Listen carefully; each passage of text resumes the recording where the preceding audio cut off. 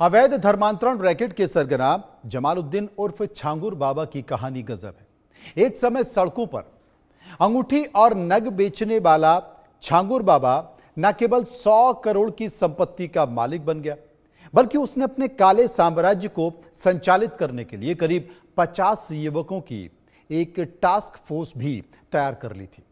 यह फोर्स छांगुर बाबा के इशारों पर काम करता था।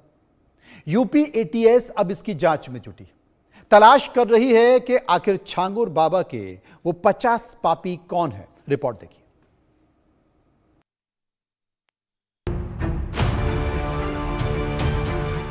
छांगुर बाबा की जिहादी फोर्स, धर्मांतरण का कोड डिकोड। छांगुर बाबा की पापी दुनिया, टारगेट पर हिंदू लड़कियां। छांगुर की काली कोठी में खेल, हिंदुओं के खिलाफ साजिश फेल। छांगुर बाबा के 50 पापी। धर्मांतरण रैकेट के सरगना जमालुद्दीन उर्फ छांगुर बाबा की जिहादी कहानियों का एक एक पन्ना पलट रहा है। छांगुर सलाखों में है और उसकी शैतानी साजिशें लगातार खुल रही हैं। तमाम खुलासों के बीच एक और सनसनीखेज खुलासा हुआ है। छांगुर बाबा ने अपने काले साम्राज्य को चलाने के लिए 50 युवकों की एक टास्क फोर्स भी तैयार की थी। छांगुर बाबा की ये फोर्स सारे काले कारनामों को अंजाम देती थी। छांगुर बाबा के ये 50 गुंडे धर्मांतरण के अलावा लोगों में खौफ बनाते थे। ये छांगुर बाबा की आलीशान कोठी में ही रहते थे और अब एटीएस इन सभी 50 युवकों की तलाश कर रही है। कहा जा रहा है कि बाबा की कोठी में युवकों का ब्रेन वॉश होता था। सिर्फ यही नहीं, धर्मांतरण का मास्टर माइंड छांगुर बाबा पूरे इलाके की डेमोग्राफी बदलना चाहता था। धर्मांतरण के काले खेल के साथ साथ गरीब लोगों की जमीन छल और बल के जरिए हड़पने का भी काम किया जा रहा था। पीड़ित रहबरा खातून रब्बानी ने इंडिया न्यूज पर एक्सक्लूसिव जानकारी देते हुए बताया कि कैसे छांगुर बाबा और उसके गुर्गे मजलूम बेवा महिला के पति की मौत के बाद जमीन कब्जा कर रहे थे। धर्मांतरण के मास्टरमाइंड जलालुद्दीन उर्फ छांगुर बाबा से जुड़ी कई सारी ऐसी घटनाएं हैं जो सिर्फ धर्मांतरण तक ही पाबस्ता नहीं है, बल्कि उन लोगों की ज़मीनों पर कब्जा करने की भी कहानियां हैं जो आज भी चीख चीख कर कह रही हैं। हमारे साथ यहाँ पर जो मौजूद हैं ये छांगुर बाबा और उनकी धर्मांतरण गैंग की एक पीड़िता है। उनसे बात करेंगे और उनसे पूछेंगे क्या हुआ था और किस तरह से ये पूरी घटना हुई। क्या नाम? रहबरी।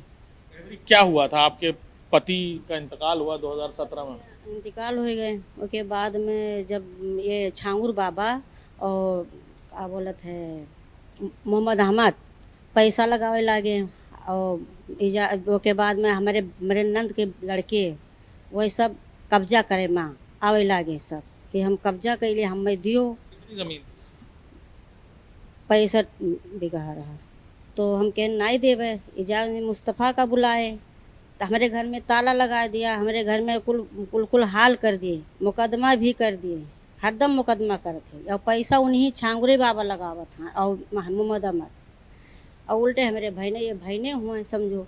तो ये बहने हमारे इन्हीं का बुलाएं तो इजाज़ मुस्तफ़ा का बुलाएं तो वह आए तो ताला खोलिन और किया था। ताला उन्हीं सब बंद किन।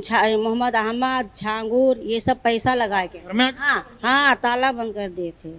और सुहेल रहा मजहर रहा ये सब ताला लगाए दी कि घर में से निकल जाओ और हम नहीं ये घर में है तो हर गुंजाइश समाज। जब पति मर गए तो हमें बहुत तकलीफ दी ये सब, तो हम इजाज़ मुस्तफ़ा का बुलाए। हम कहें भैया का कहे तो कहीं कि ऐसा है कि हम ताला खुलाए थे तब पूरा पुलिस शासन सब बुलाए के आए तो मेरे साथ में आए तो आप हमारी हेल्प करें। और उसके बाद वहाँ जो खुशी से उन्हें अपन थोड़ा बहुत इन्हें ज़मीन दे दिया। न हमें कुछ हुआ है, हम अपने लग से जेब से वो पैसा लगाइन कहीं तो उन्हें दे दें कि भैया थोड़े कम तो बोले छांगुर बाबा हाँ नहीं जब वरासत हुआ तब वरासत जब करे दिन तब ये इन्हीं इजाज़ मुस्तफ़ा वरासत कराएंगे। छांगुर बाबा इस्लाम का प्रचार नहीं बल्कि विदेशी रकम से अपनी जेब भरने के मंसूबे बना रहा था। छांगुर बाबा के लिए इस्लाम सिर्फ पैसा कमाने का जरिया था। इस्लाम और इस्लाम से जुड़ी किताबों की वो कितनी इज्जत करता था उसकी सच्चाई इंडिया न्यूज के संवाददाता अभिषेक सिंह ने एक्सक्लूसिव दिखाई है। जमालुद्दीन उर्फ छांगुर बाबा, जिसे धर्मांतरण का मास्टरमाइंड और साथ ही साथ विदेशी फंडिंग के जरिए अरबों खरबों की संपत्ति बनाने को लेकर एटीएस ने गिरफ्तार किया है और इस पूरे मामले पर अलग अलग तरह से जांचें चल रही हैं। असल में कई सारी बातें हैं जो यहाँ पर उसके घर से भी साफ पता चल रही हैं। जिस तरह का आडंबर उसने फैला रखा था कि वो इस्लाम का प्रचार प्रसार कर रहा था, असल में उसका मुख्य एजेंडा सीधे तौर पर सिर्फ विदेशी फंडिंग का था। और ये कुछ तस्वीरें हैं उसके घर के ठीक बाहर बने इस हौज में। आप देखिए कि इस्लाम की पवित्र किताबों को किस बेतरतीबी से यहाँ पर फेंका गया है। ये बात साफ बताती है कि वो इस्लाम धर्म के बारे में क्या सोचता था।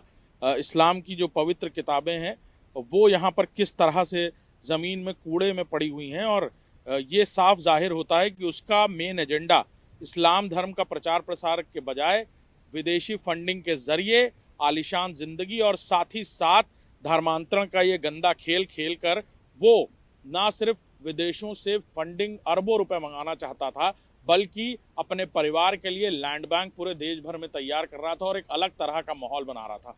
खुद धर्मगुरु बनकर वो ये बताना चाहता था कि वो इस्लाम धर्म के लिए प्रचार प्रसार कर रहा है। लेकिन ये तस्वीरें इस बात को साफ जाहिर कर रही हैं कि उसके मन में इस्लाम धर्म के लिए क्या भावना थी। और देखिए उसके घर के ठीक बाहर ही किस तरह की तस्वीरें हैं। इससे बिल्कुल साफ पता चलता है कि उसका एजेंडा क्या था। उसका एजेंडा सीधे तौर पर विदेशी फंडिंग को लाना और अरबों खरबों रुपए की संपत्ति बनाना था, जो देश भर के अलग अलग शहरों में खरीदी जा रही थी। कैमरामैन दीपक के साथ अभिषेक सिंह, इंडिया न्यूज, बलरामपुर। धर्मांतरण का काला खेल खेलने वाला छांगुर बाबा यूपी एटीएस की गिरफ्त में है। वहीं एक के बाद एक वो कई सारे राज खोल रहा है और कई सारी जानकारियां निकल कर बाहर आ रही हैं।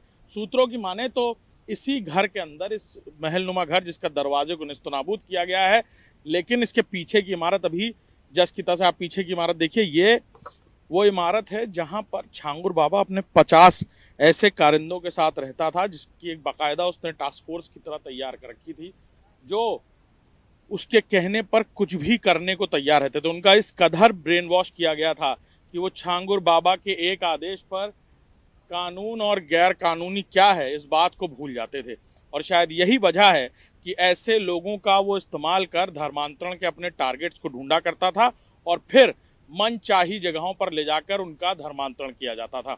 ये वो लोग हैं जिन्हें बाकायदा ट्रेनिंग भी दी गई थी। और अब यूपी एटीएस इस बात का पता लगा रही है कि क्या इनका इस्तेमाल किसी राष्ट्र विरोधी घटना के लिए भी किया जा रहा था, या फिर ये किसी इंटरनेशनल नए मॉड्यूल का हिस्सा है जिन्हें इसी घर में रहकर छांगुर बाबा घर के नीचे बने किसी तहखाने में ट्रेनिंग दे रहा था। क्योंकि तहखाने की बात भी सामने आई है जब इस इमारत को बनाने वाले बब्बू की तरफ से, जो बब्बू खान जिसने ये पूरी इमारत बनाई, उसकी तरफ से ये कहना है कि छांगुर बाबा चाहता था कि यहाँ पर एक तहखाना बने। उसने इनकार किया तो क्या बाबा ये तहखाना बनाने में कामयाब हुआ?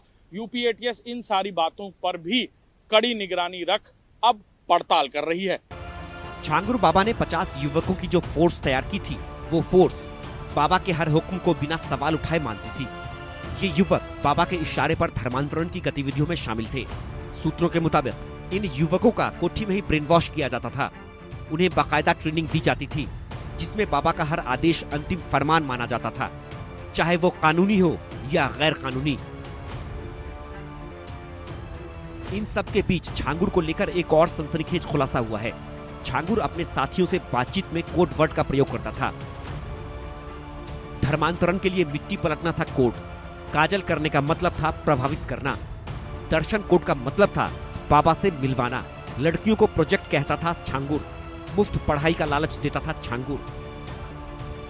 एक एक कर छांगुर बाबा का हिसाब तो हो रहा है।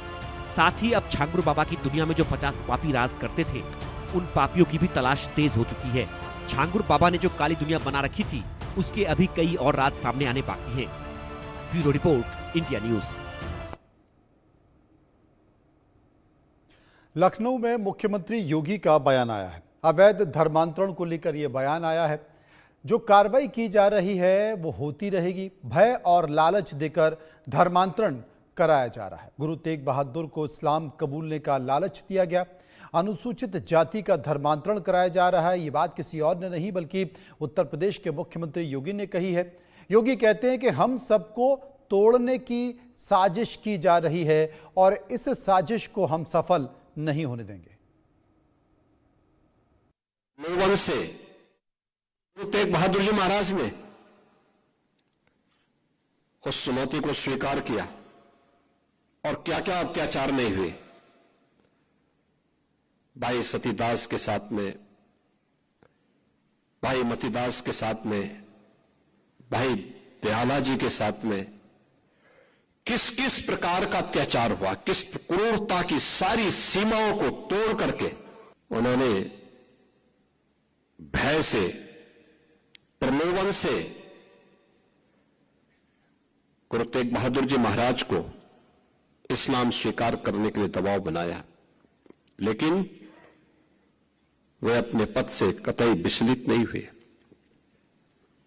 उन्होंने अपनी शहादत दी, लेकिन आने वाली पीढ़ी के लिए एक नई प्रेरणा भी दे दी। यही शहादत की परंपरा है जिस पर वर्तमान भारत की नींव खड़ी है।